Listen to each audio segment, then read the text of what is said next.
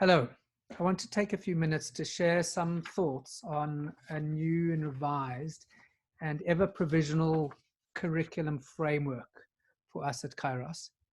It's always work in progress, and there's always new thoughts that are coming.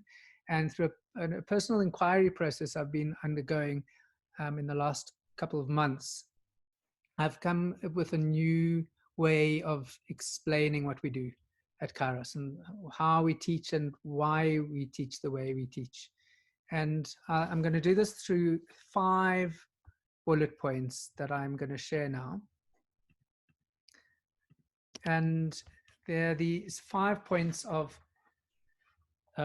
seeing the child, and then acquiring child sight, nurturing the child's purpose, mentoring the multifaceted child, and the idea that it takes a village.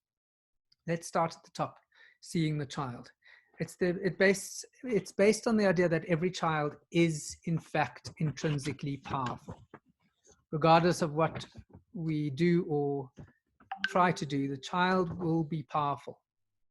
And that power, when served and when the child feels his or her power, that child will be a kind and conscious and loving person, as well as a creative and purposeful and resilient person. And it's our responsibility as adults in service of that child to help that child retain and embody the power that he or she is born with, so that the child can grow continually as a kind and conscious and loving person, and grow creatively, purposefully, and continue with the sense of resilience that he or she is born with.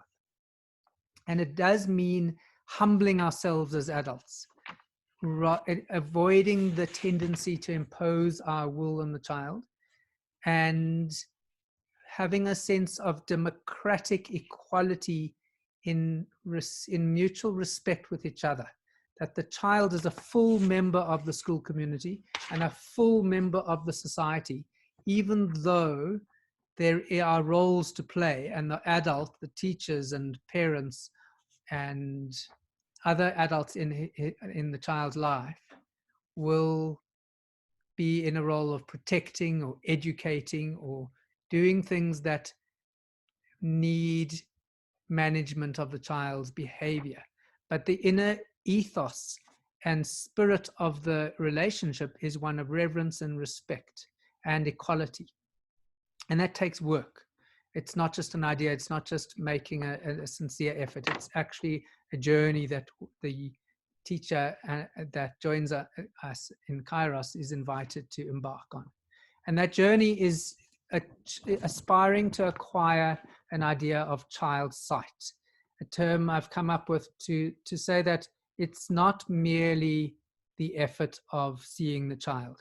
The journey to actually see the child in truth is a journey that takes a process of growth and personal development and professional development. And it's, for us, the ideas of Marshall Rosenberg, whom I met in a workshop in 2004, a very profound and inspirational and influential workshop for me. It helped.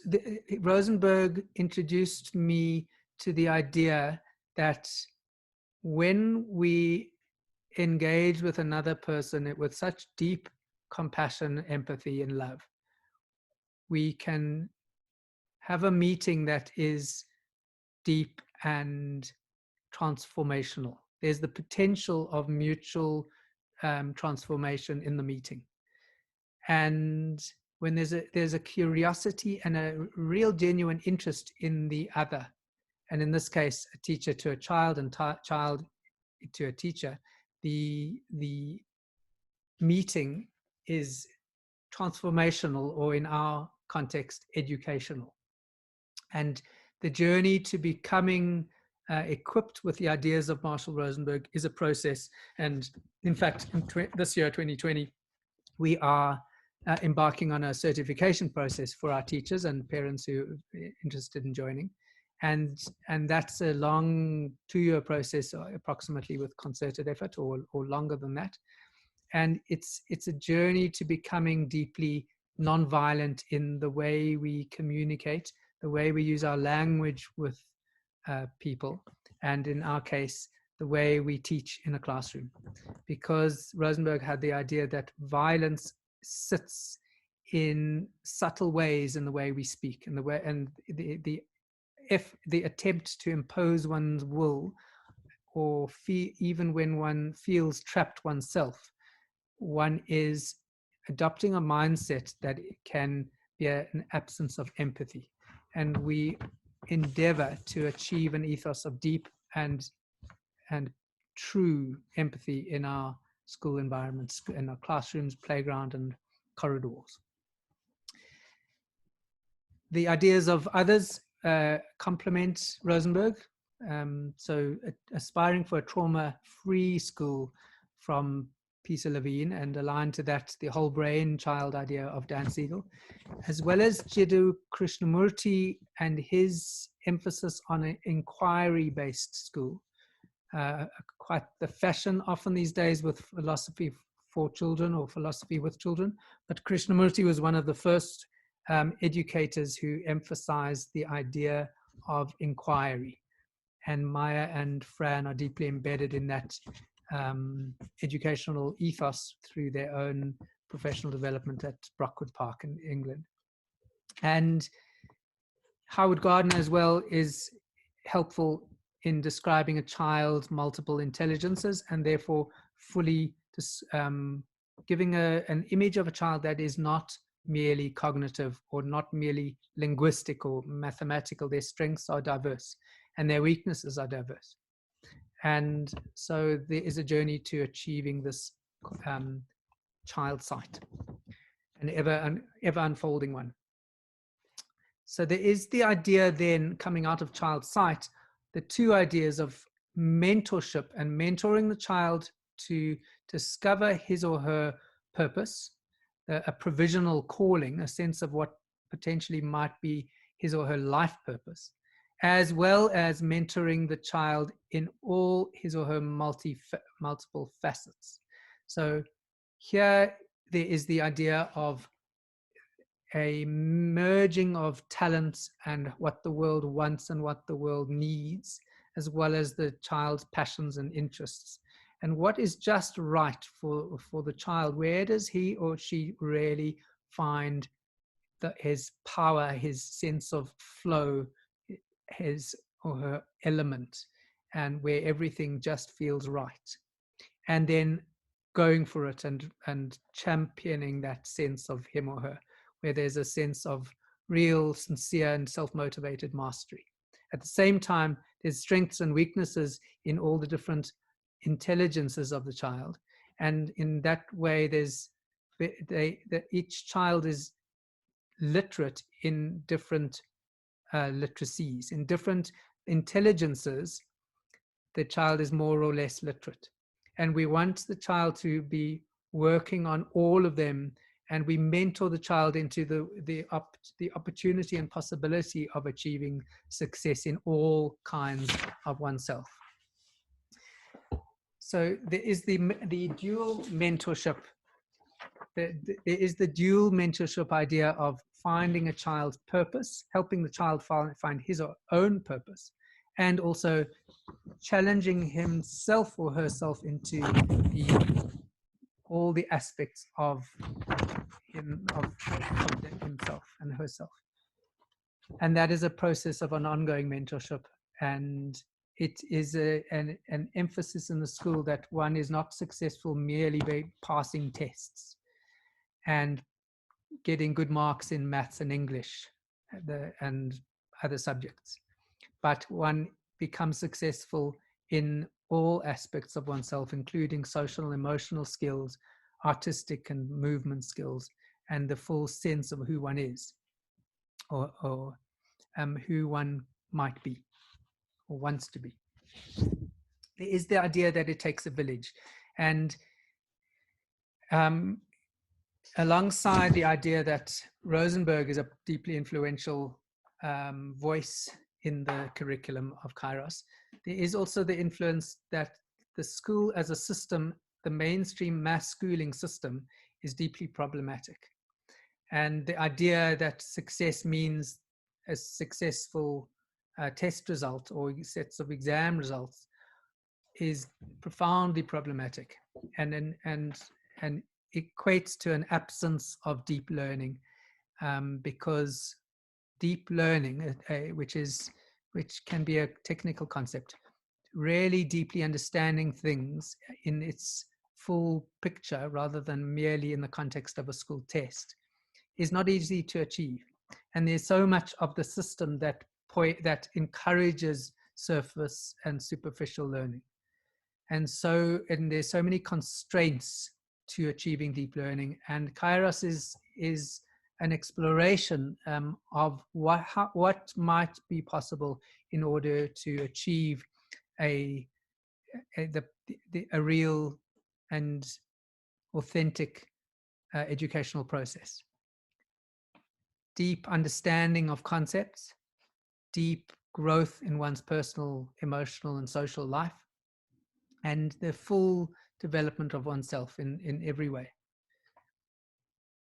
And perceiving the system is a necessary aspect of achieving that success, that effectiveness as a school, to be able to honor the voice of each teacher, each staff member, each child, and each family, each parent, and all stakeholders, all members of the school community are important and significant.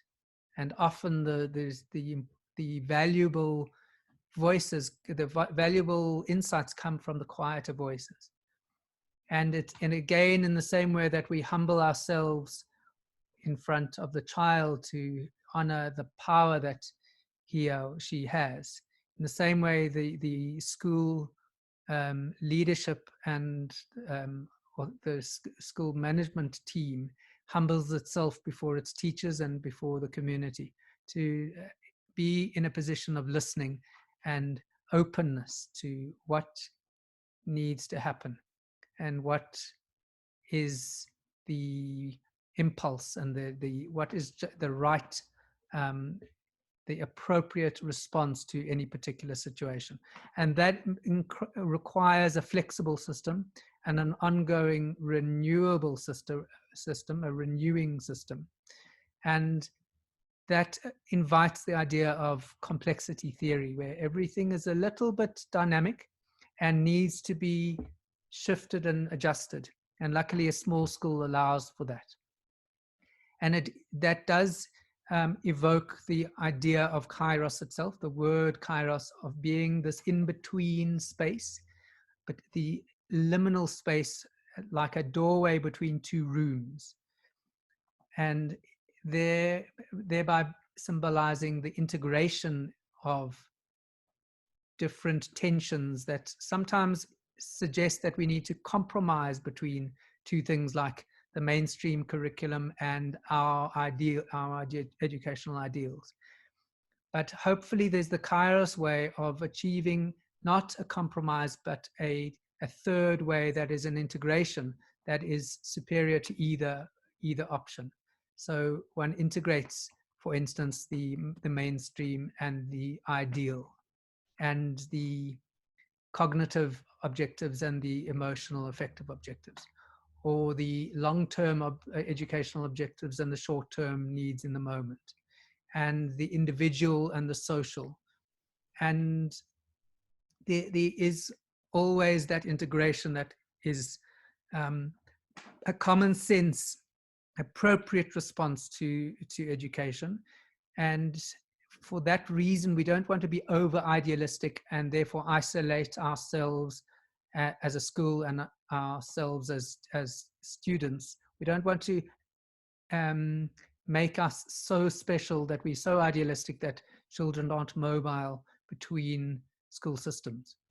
But we are idealistic in the sense that we are achieving something extraordinary and yet children graduate into every high school of their choice, and we can represent ideas and educational innovations that is that can potentially be emulated in mainstream schools. So we're not too radical. We don't want to be a radical school. We merely want to be a common sense school. I'm hoping that summarizes us effectively.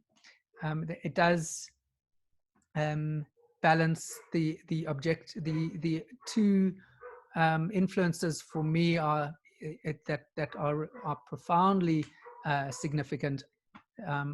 One is the meeting I had with Rosenberg, who inspired me into the journey of nonviolent communication, which is still feels like it's only just beginning, and also my discovery of the critical view of the school system through academic framework, but symbolized for me in the book I read in a headmaster's bookshelf in India, my first teaching post, the book called School is Dead by Everett Reimer, a really profound polemic against the school system. And I finished that book with a sense that this book is going to change my life. And I believe it has changed my life and continues to. And it's clear that we still don't have the answers. We don't have the final picture of what the ideal integration of all educational ideals might be for Kairos. And that exploration is itself useful, because the school itself is a learning school. And we are a school that learns. And in Peter Sengi's voice, a language that we are a learning system, I believe Kairos is that, and it certainly aspires to be that. Thanks all. I want to offer a postscript briefly, and I just want to share the idea, inspired by Malidoma Somé, who's a really fascinating champion of the idea of mentorship, which is another life for me.